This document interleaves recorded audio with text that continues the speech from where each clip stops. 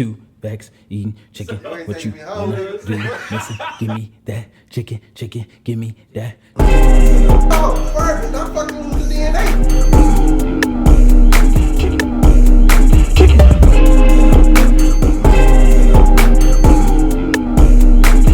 What's good, beautiful people? Welcome to the podcast, 2 Vegetarians Eating Chicken. It's your boy, Mr. Lingo himself. It's your boy, KJ. Yo, we got a dope episode for y'all today, man. We got a special guest in the building, in the gym.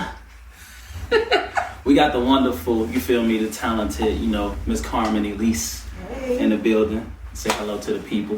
You know what I'm saying? But before we get into it, you know what I'm saying? Make sure y'all hit that like, subscribe, comment, share button. You know what I'm saying? Follow us on YouTube, IG, TikTok, Twitter. 2VEC podcast, the number 2 VEC podcast. You know what I'm saying? If y'all got some topics y'all want to hear us talk about, shoot us an email or hit up the message or two. But 2 Vegetarians Eating Chicks, CHIX at gmail.com. If y'all want to be a special guest on the show, do the same thing. You feel me? How you feeling, KJ? My heart just dropped. Why? I just ate this cauliflower barbecue. Was it good? It was amazing, I right? had to follow it up with chicken. That's fine. I actually thought it was good. I fuck with it. No, I like the flavor. Okay. Yeah, I thought it was good. I'm a big texture person, so. So he followed cauliflower chicken with real chicken. It was nice. It was nice. It was Fair. Fair. Hey, buffalo cauliflower is my groove though. So like hot cauliflower. It don't even gotta be hot. I just feel like it's more of a crunchier. I'm not really a spicy person. But well. Anywho, Carmen, how you doing? Welcome to to the podcast, 2VEC podcast. Welcome. Thank you. We got a real vegetarian, here. So that's why we talking about cauliflower chicken and shit. Because we had to make sure she had some type of food for herself. You know what I mean? But yeah, how you feeling? How you living? I'm good. Yeah. Ready for the snow to disappear. Oh my God! Don't even. It's so ridiculous. It's so ridiculous. And it's been hilarious driving around the city to and I'm gonna do a little funny video of just all of the things that people use as dibs. I saw one of them police signs, the blue ones, the things, the thing that stand on the two legs, or whatever you call that. Yeah. One of the legs was missing. That bitch was just slanted down. That was their dib spot. It was a big ass spot too. So I'm like, this is crazy that people call dibs on this stuff. But it's a Chicago thing, it's been going on for centuries, I've had a car since I was 16 and have pretty much lived in Chicago that whole time. And I never felt like I had to put things out there to save my parking space until this year. Fair. I don't know why. And we had a horrible snowstorm, 10 years ago? Yeah, it was 20. I didn't even do it then, but this year I just... That shit was crazy. I remember that. Yeah, it's really insane. I drive past down my block, and the funniest thing that I've seen was the car seat. It's a car seat and a bouncer, so I'm like, what? She's like, why is a car seat in the street? So I had to explain dibs to her, literally. I was like, well, this is what people do in Chicago, and she understood it, so it was kind of funny. And a bouncer. Car seat and a bouncer. So yeah, the kid just out here. Yes, and it's this the old car seat. That's the one the kid can't fit in no more. So you just don't put that shit. I hope so. That's the one that was on the. I hope so too. I told my daughter that. I was like, oh, remember how we had to get Olivia a different car? Yeah. So anyway, but yeah, before we get into everything that is Carmen Elise, we gonna do a couple of icebreakers. You know what I'm saying, just to get the conversation and the juices flowing. Okay. So. I got a good one. Let me kick this one off. So would you rather make plans or be spontaneous? I don't like being spontaneous. Well, I like spontaneity, but yeah. Now is this spontaneity or spontaneity? we so hilarious with words. It's so funny. Right? Is it? So I think I've heard it both ways. Is it spontaneous? So that was I haven't heard nobody say it. Spontaneity. Spontaneity. I never heard of spontaneity. I'm gonna say spontaneity because okay, I've always said. Here at Two Vegetarian Chicken, we create words. we definitely create words, and we repeat those words as if they're normal in the English language. Exactly, it's a vibe. Hey, so, Urban Dictionary got a lot of them words. We got Two Vet Dictionary coming out next. Facts. Spontaneity. So I'm definitely spontaneous. I like a plan because I like being on time. So I guess in order to be on time, you gotta have a plan to be on time wherever you're going. But I guess whenever I get to where I'm going, I don't necessarily need like an itinerary, if that makes any sense. Like I could just be spontaneous and go on the fly and just be in the moment of things. But what about you? I'm definitely in between. Okay. A lot of my day-to-day is planning. Okay. Excuse me. So I get tired of planning. That's fair. Sometimes I just want to go. That's I fair. just want to do and just be and feel everything out. That's fair. So. Cool. I appreciate that. Yeah. I think I've been spontaneous all my life, for the most part. But yeah. What you got, KJ? You said you have one. I do. I got a couple. Break it down. Is water wet?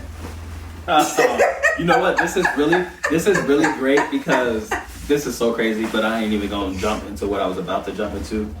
But just know that this has been a topic of discussion before several times. With us? Not with us. Okay. No. It was about to be a whole thing, and it just didn't really happen. But that's a whole other conversation. I'll tell you about it. Right. We don't need to talk about it on camera. That's right. Is water wet?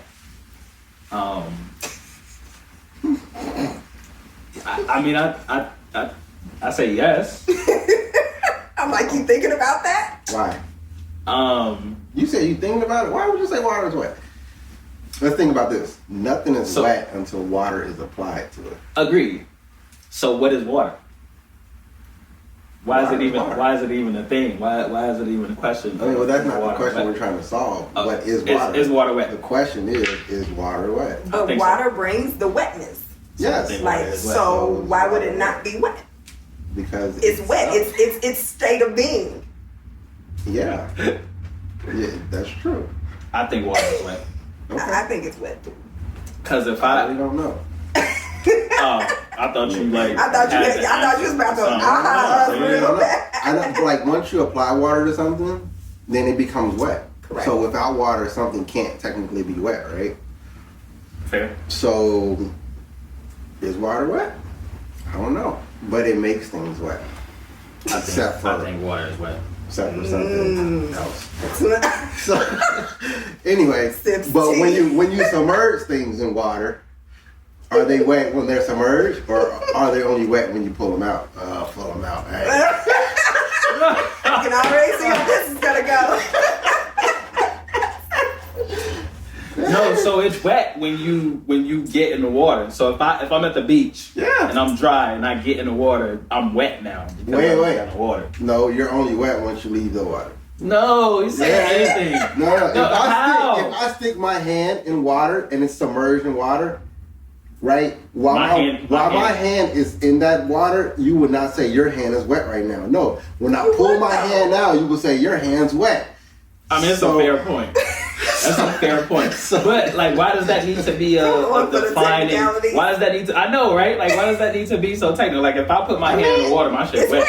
Right. In my opinion. But it's not considered wet until you pull it out. Like if I pour water, like on the table, like until the water is applied. So yes. Once I pour it, once the water hits it, it's wet.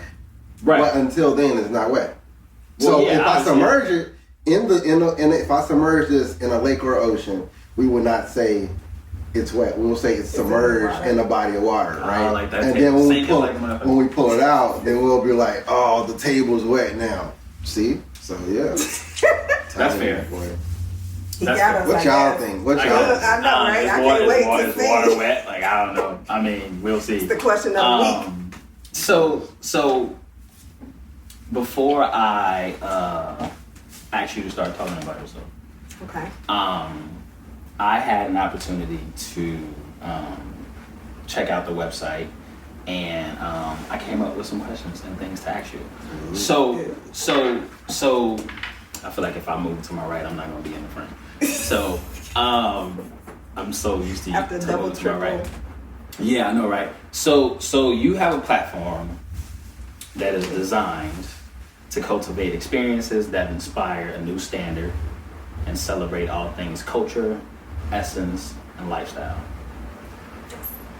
How do you go about planning an experience of that magnitude and still being able to like stay true to your brand, if you will, with everything I just read prior to that question? So how do you go about planning or curating something, I guess, is the real question. Well, staying true to me and who the brand actually represents, it's not very hard because I pretty much embody that in my everyday life. Fair. So all the things that are around me, all the things that I support, so pretty much inspiration comes from everywhere. True. As a result of that. And as far as the process of curating, a lot of things just kind of come to me in my sleep. Okay. Off of things that I've experienced or seen or... I want another cauliflower joint for like time out. I'm really happy to yeah, thank you for bringing introduce you guys to barbecue. This is my second time having it. I had it in Atlanta, and I was like, oh yeah, I'll try some barbecue cauliflower chicken. That's dope. We gonna do it the vegan way. Yeah, hey. And so a lot of what I curate, again, it just has to do with things that I personally am drawn to. The people that are around me, a lot of them are entrepreneurs, so they have their own products and experiences that they create as well. So it's more of collaboration. Okay. It's more of creating things that's going to highlight Black businesses and Black products and just being Black. So it just kind of comes to me like I'm a creative person, and I think that stems way back from me going to a performing arts school in elementary school. So my brain just kind of works in a way that's I see opportunity and experiences in everything. So for the people who don't know who Miss Carmen Elise is, tell us a little bit about who you are, where you're from, what you do. All that jazz. All that jazz. all that good stuff. Okay, well, I'm Carmen Elise, and that's actually my real name. Elise is my middle name.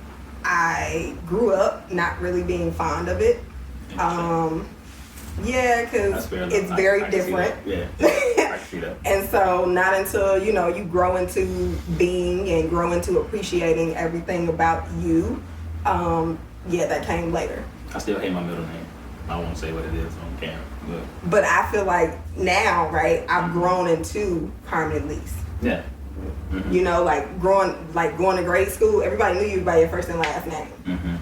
And so now I've grown into my own being based off of Carmen Elise, and that kind of comes with a different essence. It started really when I started modeling back in college. So, so yeah, I felt like I had to, be fancy a little bit. So I'm like, it kind of got a ring to it. It does.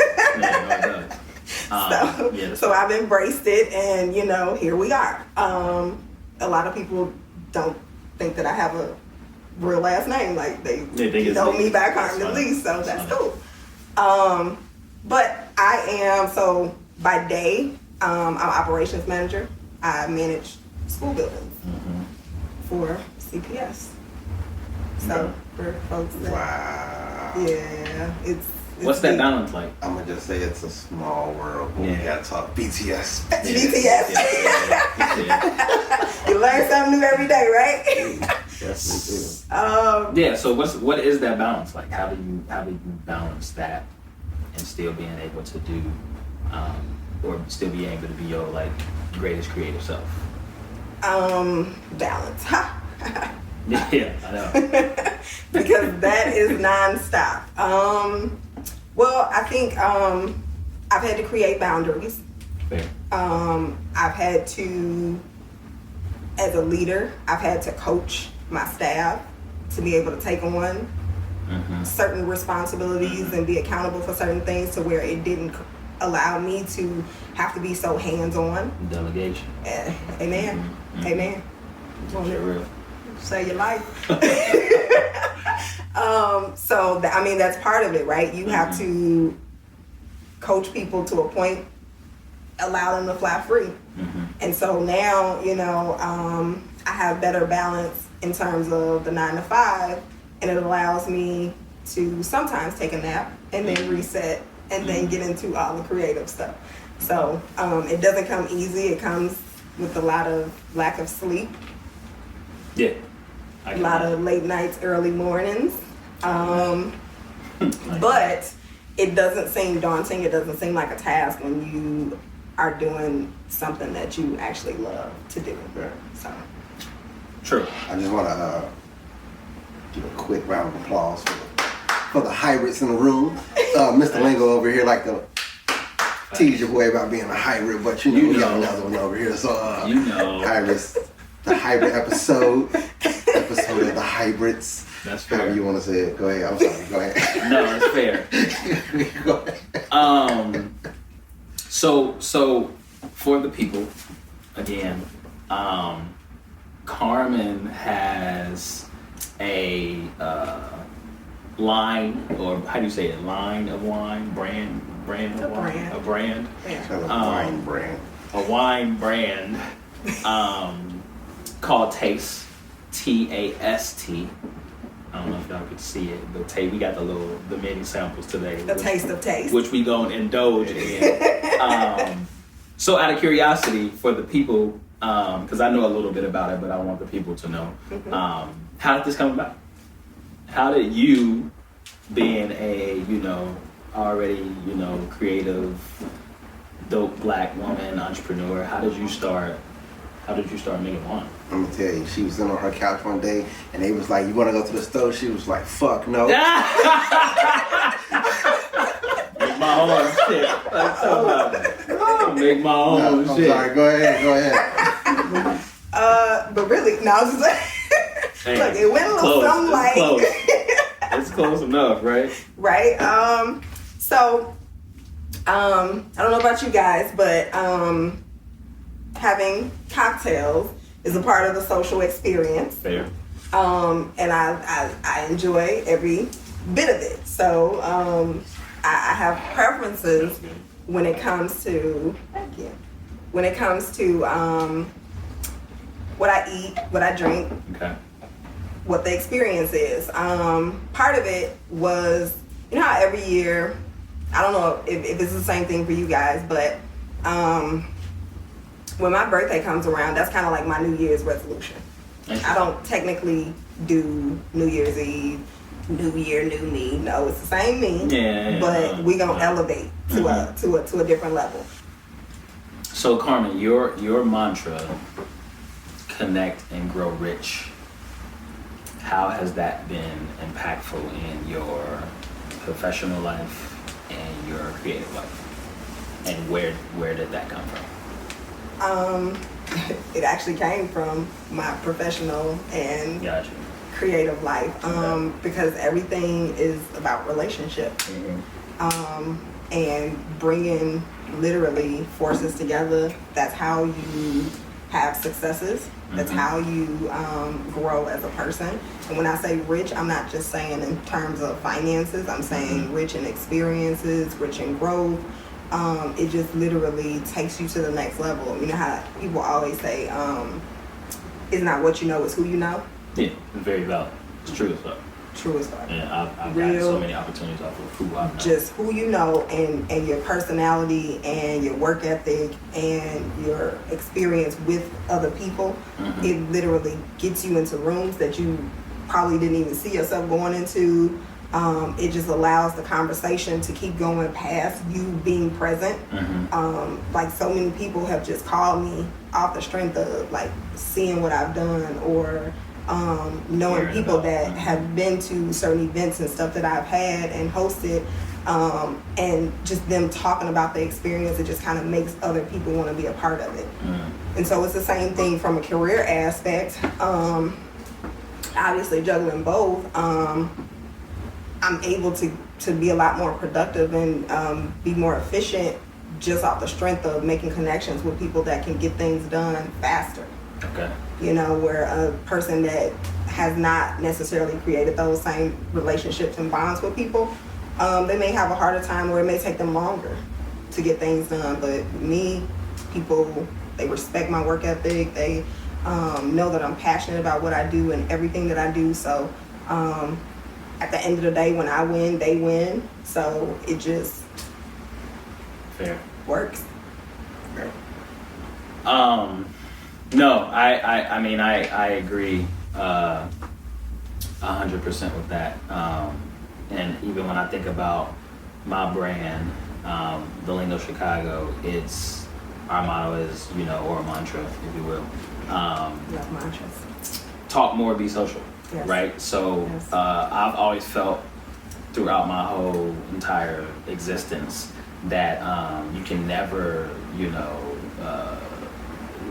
judge or assume anything about an individual until you have a conversation with them. Absolutely. You know, and it's so easy to do that. So easy. Because of outer, you know. We see things first. Exactly. You know, and so it's like, I've always tried to practice that. You know, I ain't like great at it, obviously. You know, we all judge little things or things in our mind that we see or whatever, but I never like, you know, take it to a place of like where I'm like super judging a person, because I really don't know this individual. There's always a story behind whatever it is that we're seeing. It's our perception of what's going on and what that person's life is like, right? But we don't really know unless you have a conversation and they tell you what their story is. Facts. And so, So when we talk about, you know, you mentioned earlier, it's not about what you know, it's like who you know, and that made me think about just some, you know, influences, like, you know, who are some of your greatest inspirations? You know, who are some of the people that you kind of seen, you know, what they've done and inspired to be, or, you know, got inspiration just off of that, you know, alone? Like, who are some people for you? Oh man, it's so many. Because literally, like I said, I find inspiration in a lot of things that I'm around. But let's see, maybe from a celebrity aspect, right? Whitney Houston is my favorite person ever. And it's not, I mean, it's literally because she just was who she was, period. But I also, I mean, just from everything that's around me, I look at brands and brand experiences, right? So Jay-Z. Fair. You know, just anybody that has just taken things to another level. I'm inspired by my mother, right? Because I've seen her since I was a kid. I've seen her entrepreneurship experience just off the strength of survival. You know, so I literally have seen her create a daycare out of watching her friends' kids, just so she didn't have to send us to daycare. You know, so when you see something like that, it kind of puts something in you that I didn't really know was there. So, and then outside of that, like I have a bunch of just like dope friends that are entrepreneurs. So I see them and I see their hustle and I see them create their brands from the ground up. Like a lot of my friends, like I've worked with them since undergrad, since I've come home from undergrad, and like either modeled from them or, you know, like I just literally watched their story and their journey and, you know, just everything that they put into creating a business. I came late to the party, but the whole time was research for me, you know? So it's kind of like I've seen this done repeatedly. So I see models, I've looked at strategy, I've, you know, grown as a person as a business person. And so I'm just super inspired by like literally everybody around me. Like this is inspirational to me. I don't want this to end. But yes. It's getting. I looked at KJ shit like this shit gone. It's getting close. I don't want it to end. That's great that you feel like that. That's the goal. It's so smooth. Like it's just the goal. And that's probably how I catch up with your ass because this is 18%. So I'm just sipping. You know what I mean? No, that's awesome. When you think about being an entrepreneur or just thinking about entrepreneurship in general, if you can define that for yourself. What does that mean to you? What does it mean to be an entrepreneur? I think it's a personal fight for freedom. And like that's like at the point where I am in life, that's what I feel like a lot of us are fighting for, is to be able to do things on our own terms and be able to express ourselves in as many different ways as possible. Nice. Yeah, I like that. Yeah, sorry, that just made me think a little bit. No, it's real. That just made me think a little bit. Culture in essence. Yes. That's what it is. So I got a I don't think it's really a off topic question. So a lot well, I guess it's gonna kind of shift a little bit. So post or pre, however you want to look at it, COVID, the dating world has been interesting. And we gotta switch over to tequila on this one. I know, right? I know. So it's funny because I see a lot of, and I just wanted to hear it from a woman's perspective. I guess I can answer myself as a male too, but I don't think I've ever said this. It's just really funny. So I see a lot of to know me is to love me. Like, what does that really mean? I understand it in itself, but like, what if I get to know you and I don't love your ass? Like, I don't love nothing about you, and you talking about to know you is to love. That'd be like the first tagline on some of these, like, you know, women. That's it's like I used to say that in high school. See, look how long that, you feel me? Hey, like, I'm just saying, Whoa, did he just age me like that? I did not just age. Look how long ago. I was a senior in 2006, so it's 21 now. There you go.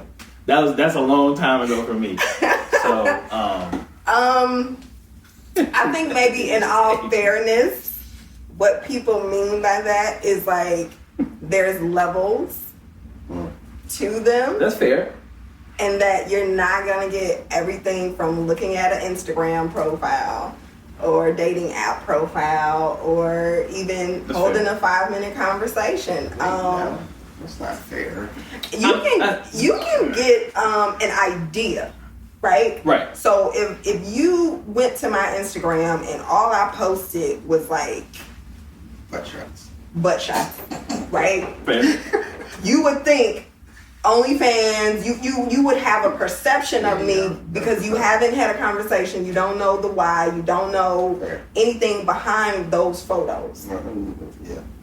And I don't even have butt shots on my Instagram, and people have judged me and said like, oh, all you do is go out? No, it's social media. So you're going to see me being social. I don't have to put my whole life on Instagram. I put out there what I choose for people to see and what I feel like, okay, this is something that y'all can think whatever you want to about it. I just personally think the phrase is a lazy way of people not really being either true to themselves or creative enough to come up with some other type of, because everybody say that shit. Everything is copy and paste. Thank you. Chime in, please. We're in a copy and paste. That's a big statement, though. I'm just saying, bro. I see it a lot, bro. Okay. I'm just saying.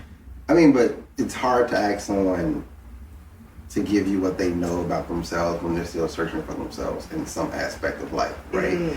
And that's true. So to say, I think personally, just for a person to tell me, well, to To love me. What was the quote? To know me is to love me. To know me. I would tell you that when I'm starting to get to know you. Like I wouldn't put that on my like. I mean, I think profile it's kind of a situation to say like, accept me for my flaws, because like there are going to be some, and that's a general way of speaking it. Right. But if someone just throws it out in like a conversation, then it's easily like a mask for like their fuck up. Yeah. I just think you can get creative. Absolutely. That's all. I think it's funny that this came up because I've often felt like people misunderstand who I am because they don't know. They see it. They like we have eyes, right? The first thing we do when we. But isn't that the best part of knowing a person, or like having an interest, is to? But a lot of times people don't get that mystery. far. Yeah. I love the mystery about it. Like I love the mystery about other people, and I love the mystery about myself. I feel like I shouldn't be exposed to any and every person and thing that comes up. I think because I think you need to be selective about that. I'm very protective of my energy. It's important. So no, I'm not opening the door. And that's growth. You learn that as you evolve. Yeah. I would hope that everybody does. You know, not a lot of people. I still got homies and people who just be around They anybody. still searching. You know what I'm saying? And I'd be like, damn, bro, like, you know. But no, not to cut you off. I mean, yeah. So I don't necessarily disagree with the phrase. I just think that it's just used a lot. That's all. So you think it's like a defense mechanism, or it's attention seeking? Kind of, because it's like it's like, and my automatic thought always goes to like I don't know. It's just kind of dry. I guess it's like having a conversation with somebody who texts me and says, "What you doing?" What? Like, how you doing? What? Like, it's just, I don't know. I'm just too, So guys get irritated by the "what you doing" text too? Yeah, it's annoying. Like, you know what I'm saying? So why, can we please dead this in 2021? I mean, it's been there for me. Like, I just need, I don't know. I'm always thinking of some clever type shit to say, or not overthinking it. I just feel like there's always a better way to just, than to just text somebody and say. But see, like, I feel like, unless it's my homie or somebody I know or something, and then already been conversation, then that's fine. But if it's like the beginning of something, it's like, don't text me. I think that from a dating standpoint, I think that everyone doesn't have the luxury to be as creative or creatively whatever. But the goal is to say something like, "You're on my mind, and I care about what you're doing at this moment." Okay, but it's easier to just be like, "Well, I'm in the middle of this work day and I'm driving. What you doing real quick? So let me hit you real quick and say something." So when you say some shit like, when you say something like, look, let me give you an example. When you be like, when they be like, when they be like, "What you doing?" Playing a game.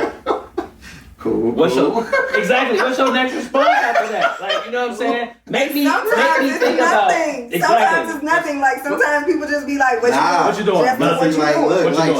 Some people lazy though. Like, and I don't want that lazy communication. I hit you with a "what you doing?" You'll respond, but then I hit you like after I'm doing like 5 other things, and then you'll be like, "Well, why you ain't texting me?" Like, "Well, I did because I said what you was doing."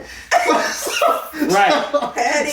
So it's like so if you hit a female up and say, if you hit a female up and say, "What you doing?" and her response is nothing, what's your rebuttal? How do you kind of? It depends. That's what I'm saying. So what was your? So does it have to be a reason that you asking somebody what you doing? So why not just get straight to the point? If you I'm a straight to the point person. So, right. And so for me, it's never a "what you doing." It's like, "Hey, this is what it is." Facts. Like conversation. So you have intent behind. Conversation with me is small talk. But people try to. I hate small talk. I hate it too. Yeah, but God. like I'm not gonna say small talk, but I'm not gonna sit on the phone with you and talk to you, and I'm not gonna sit there and text you either. We either go see each other and vibe, or we not. And it's like big facts. So you eliminate the small talk. So don't ask what I'm doing. hey, are you free? But then, can I see you? But if you want those girls who like, well, different ways. You never reach out to me and blah blah blah this and blah blah that, like, and then it's just like, well, I'm gonna say what you're doing, so you can, so like when I hit you up later and I really want something, you can't say I didn't hit you up in like earlier the day when like I had nothing to do, because actually I did. I was like, what you doing? You now if it's up to you to say this long ass paragraph, and then it's like, well, I'm driving. Like if that shit too long for me to read when I'm driving. Give me a minute. And then after that, like once I park, I ain't about to hit you back. I want to just stop. Yeah, no. And I didn't let's just stop what you're doing in 2021, period. Yeah, exactly. Because it's terrible. I was curious. Terrible.